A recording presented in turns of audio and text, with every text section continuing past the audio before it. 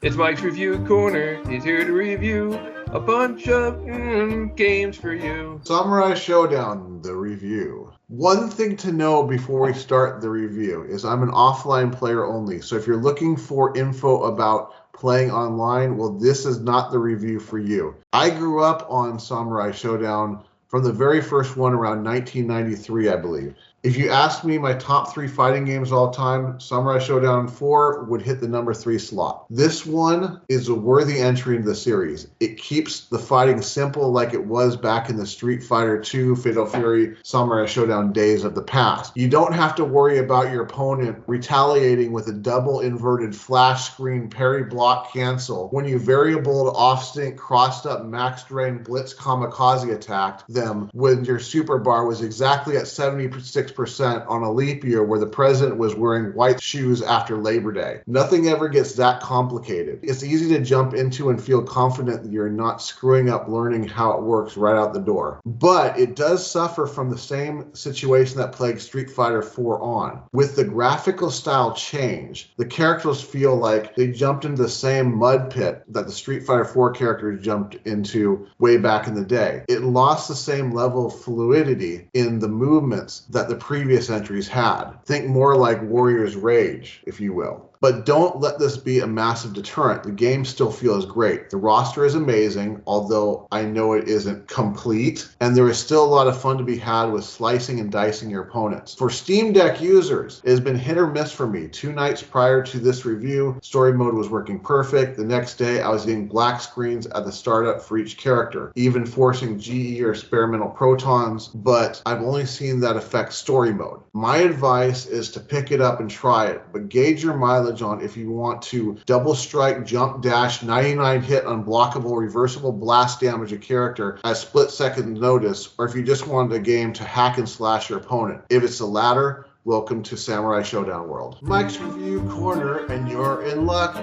You just heard reviews of games that suck.